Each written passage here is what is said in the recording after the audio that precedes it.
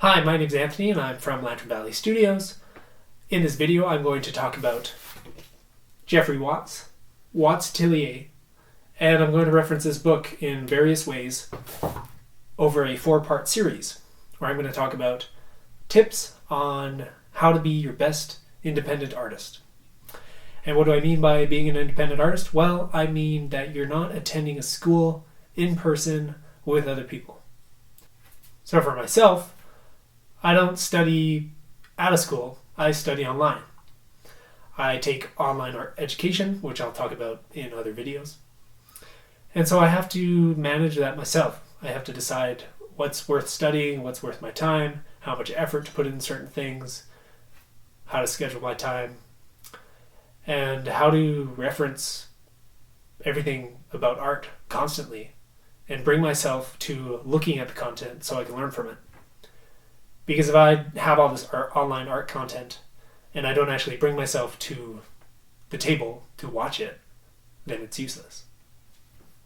If I was taking a class and I forgot about art for a while, but then I knew my class was coming up on Friday, and then I went to the class on Friday, then I'd be reminded very sharply about art. So it's good to schedule life drawing classes and different things when you're an art student by yourself, because that lets you know for sure you have to study. Of course, I don't forget that often. It's pretty much ingrained into my mind by now that I want to study and I want to get as good as artists like Geoffrey Watts. So how do I do that? Well, at a school, there'd be other people around and I'd run into people and they would talk about art incessantly. But where I'm at here, I have to do it all myself. So I have to bring resources with me. Like I went to Life Drawing the other day, and I brought this book with me. And that was very helpful because I could reference the drawings he did while I was drawing from the model, because I didn't really have other students around me who were drawing in the same manner, who were studying the same material using abstraction lines and the Riley method and the certain charcoal pencil. Instead, I had watercolor artists and people sketching in this way and that way and every other way but the way that I'm trying to learn it. And so you can't really use that.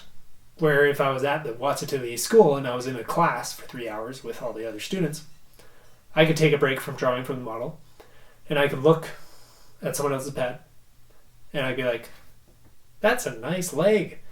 And then I could go back to my drawing and I could just start to draw that leg, stealing information from the other guy, and my drawing would look better. So what can I do? I have the internet. I can take references with me. But one of the best ways to take references with you, instead of printing out all the pages from Instagram or whatever, books. We have art books for a reason. And I'm going to share some other tips as to why art books are so important and vital. And they're old-fashioned for artists. It's the way Jeff Watts learned. He didn't have the online curriculum of Watts Atelier. He didn't have all these different things. So it's good to go back to the source of how the professionals learned back in the day. Books are a good source. Learning from life is a good source. So I'm going to talk a bit about all those kind of things on this channel. And that's it for now. Be your own school. Bring the school with you wherever you go. Do what you need to constantly reference art and to really dive in to the whole process of learning.